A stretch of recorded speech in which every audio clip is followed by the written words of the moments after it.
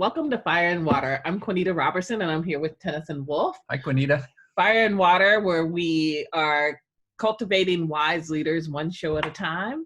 Tenneson and I are here today, and we're going to talk a little bit about what we're learning in Fire and Water and what's needed these days, Tenneson, and how we think some of the experience that we just had coming off of a Fire and Water retreat helps to feed that or tend to that. Yeah, hi. We are, in context, we are just out of a 5-day retreat online with on-screen times and off-screen times, and a group of 18 of us really that journeyed together. This once upon a time was going to be a face-to-face retreat, and in COVID ways changed eventually to be this. The short of it was, to me, was fantastic gathering, fantastic addition to our community. And I think the point today that I'm drawn to is we're letting ourselves reflect just a little bit about some of it is what is happening or what has happened, what is happening. And some of it is like why this matters. Yeah, we've been in this journey for over a year now with the folks that we're with. And, you know, when we started Fire and Water over a year ago, some of what I felt called to was this whole idea that we don't have a lack of leaders, we have a lack of wise leaders. And so this question of how do you help support wise leadership? Mm-hmm. And, you know, and I even like that we've been talking lately in terms of wise and soulful leadership. Mm-hmm. Like, what does that mean? And how do we do that? Mm-hmm. And one of the things that I've been experiencing with this group is I've been seeing them start to shift. Mm-hmm. Like, you know, people who've come in, I think they all came in with some leadership qualities already, you know, but I've just seen them go deeper and deeper and deeper and build their own capacity for not only being able to consider themselves, but in that consideration of self, being able to consider others in a different, more soulful way. Yeah. Yeah, I feel like this is just some noticing right now. So if you start with the position that we need wise leaders, we need more soulful leaders, it's something you said often, it's not more information we need, it's more wisdom we need, that kind of thing. Then I think where we are is reflecting on some of the choices we've made within the program and journey that is Fire and Water and the cohort group that we have. And to me, there's a little reflecting now to say, this seems to be really helping. It's not an evaluation, it's not a program evaluation, but it's just reflection of some things that I think are mostly contributing to these very qualities of soulful and wise.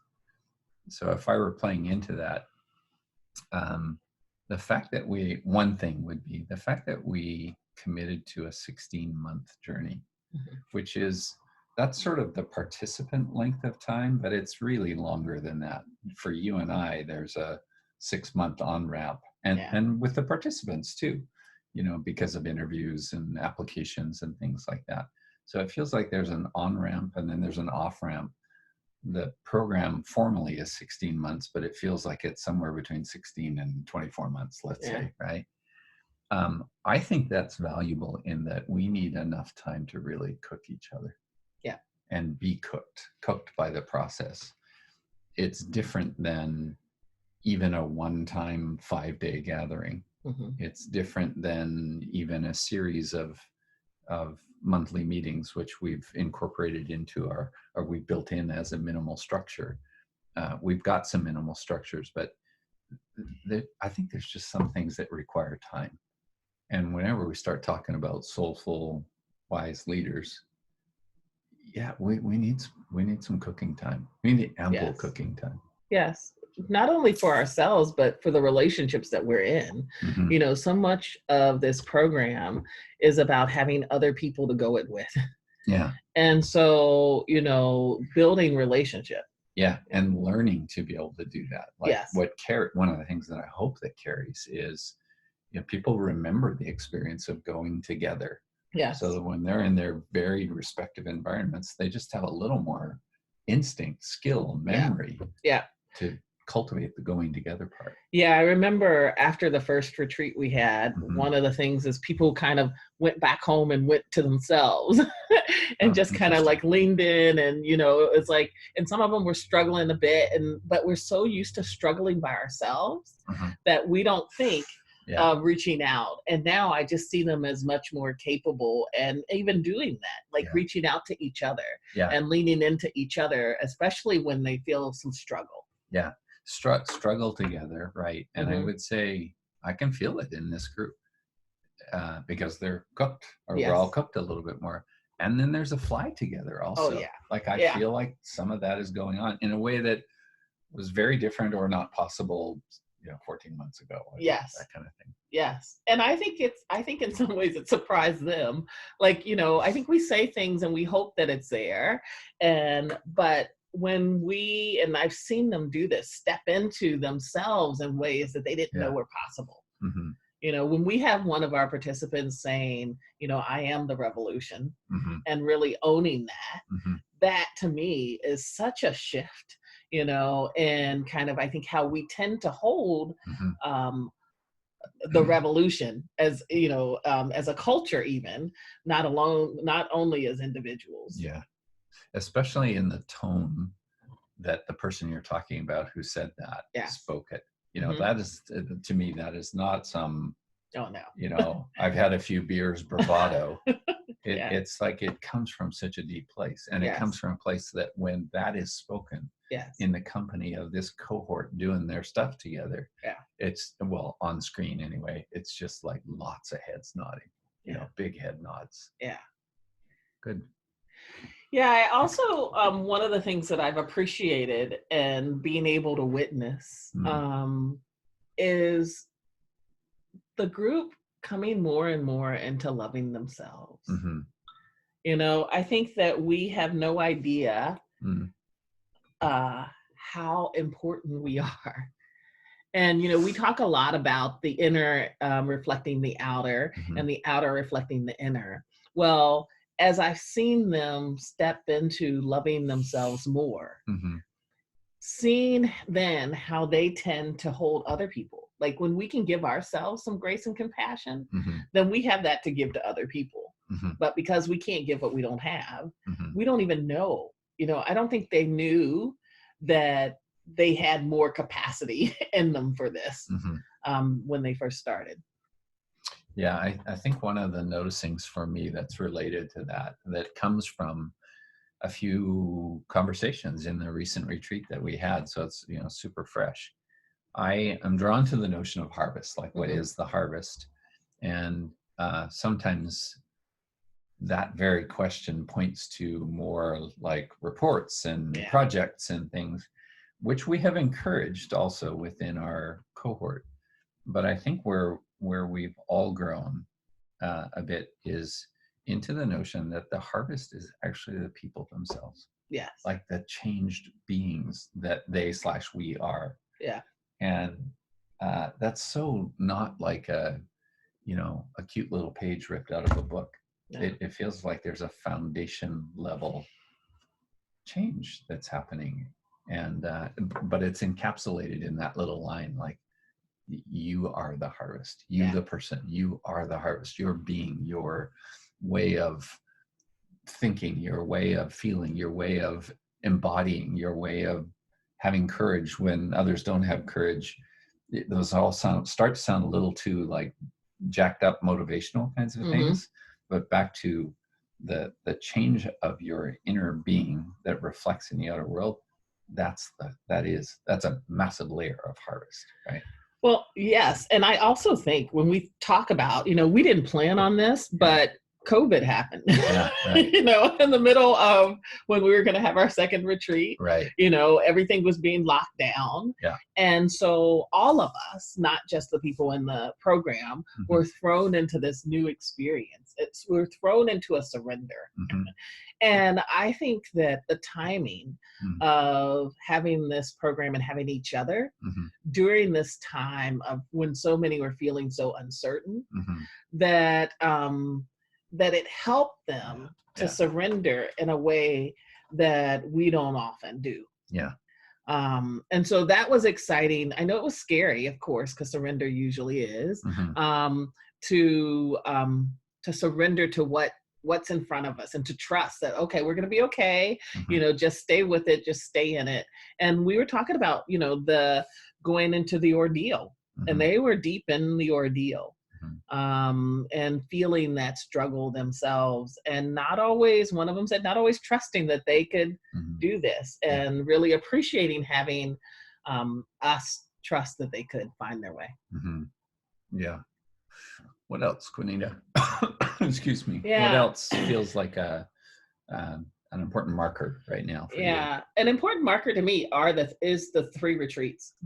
That, the 3 retreats were chosen in the 16 months because we were clear it wasn't just about a training, it was a journey.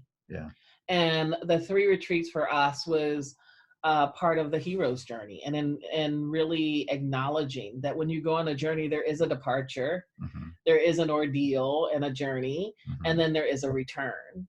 And so seeing that arc and starting to bear witness to our people come back with the return, it just was so, at this past retreat, beautiful to me. To start to see some of their, they're already starting their statements of, I used to be this, but now I'm this. And in that reflection, we get to bear witness to the change. You're talking about, it's not an evaluation, it's a harvest. And to me, that's the harvest. It's not what did you do, it's what have you learned. That I think is really beautiful. What have you learned? What have you become? What do you feel like who are you now? And you and I even kind of talked a little bit about, we videoed some of the participants during their interviews, and I think it's going to be fun to share some of that with them as they're preparing for their presentation of learning for the next retreat. I don't quite know how to say all of this, but I feel like there is a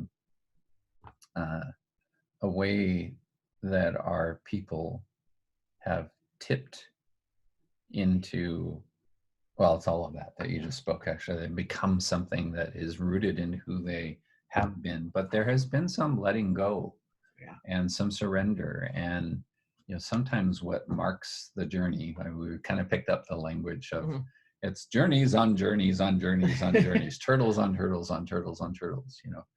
We picked up some of that language. But one of the things that you get in some of the journeys is you get some scar tissue too. And I think that we've been in it long enough to be in some of that scar tissue and not just avoid it or deny it or go around it. That's not a wish of pile of pain for people. No. But we gotta be willing to lean into it together. And and you know what? Sometimes it's going to leave a mark. There's enough connection and enough, I feel, celebration of that connection that has enabled people to go into all of that. And I think part of it is because we have to meet ourselves. And, and meeting, ourselves, meeting myself, I know in the journey that I've been on, it's not always a fun thing to do, to face kind of what I've been holding as being true for myself about who I am or who I think I am, and about what the choices that I've made that haven't always been loving for me. That's painful. There's lots of grief in that. The other thing I think is that, and one of our participants spoke about this a bit, about knowing that the growth requires responsibility. And that often means that we have to have conversations that we don't want to have, or we have to make choices that we've been avoiding making. And those things are hard. They're not easy to do because they include a bunch of grief. And, and grief isn't fun. It can be painful. Good. You got other bits you want to say on this? Or I just think that I'm just, I think I want to just add, because we're on this journey with 16 people, and that they, I've been just so Um, I feel so blessed Mm-hmm. to be able to bear witness to their courage. Mm-hmm. It takes a lot to surrender to a journey that when people tell you this is about growing yourself and about, Mm-hmm. a 16-month journey to come in. And by the way, at the beginning, because we hadn't done it before, we want you to trust us in this, that they've leaped in, Yeah. you know, and that I just am so proud to know them, Mm-hmm. and the courage, not only the courage, but the listening to the calling. Mm-hmm. I remember at the first retreat, some of them saying, like, I just know I'm supposed to do this right Right. now. Yeah. There's a I lot of don't that. know why exactly, Mm-hmm. or I know that I'm supposed to do this with you, or Mm-hmm. I know whatever, but that they listen. Yeah. I think of how many times we in this culture will hear our own intuition Mm-hmm. and just dismiss it Mm-hmm. and not follow it. Yeah, I definitely relate to all of that. We have a tremendous bunch of people. I would say also, I'm proud of them. I'm proud of us and how we've held it, Mm-hmm. um, with just this broad contexting of, I think in these times we live in, use Yeah. that general statement, but heartfelt statement. These times that we live in require us to have some places where we can go to each other, where we can find ourselves, where we can be guided or have some elder influence. The initiatory path, all of that matters immensely. And it's almost like it's been voided out of so much of contemporary life. So I feel proud of offering a version of that and celebrate the place that our people are in and where we've been able to be with them. There's a line from Stephen Jenkinson's work around trouble, and what you earn out of resolving a layer of trouble within yourself is you earn the right to more trouble. And I feel like there's a way that that feels super tangible and palpable Mm-hmm. with these people that we've been able to journey with. So to me, I suppose that's a little bit of, at this point in time, summary of like Yeah. fire and water, what's happening, how's it going, how's the journey going. There's just tremendous depth of journey going on that somehow swims into all of that. Yeah. I agree. Anything else to close us out? I don't think so. I think that's good for now. Thanks for listening. Appreciate the support and following, and perhaps even following your own sense of calling that comes into next versions of Fire and Water, next groups and cohorts. Mm-hmm. So if you want more information for Quanita and I, Quanita's website is nizuzu.com. Mine is tennysonwolf.com. Our Fire and Water program is at fireandwaterleadership.weebly.com. And just welcome engaging with you. Yeah. Thank you.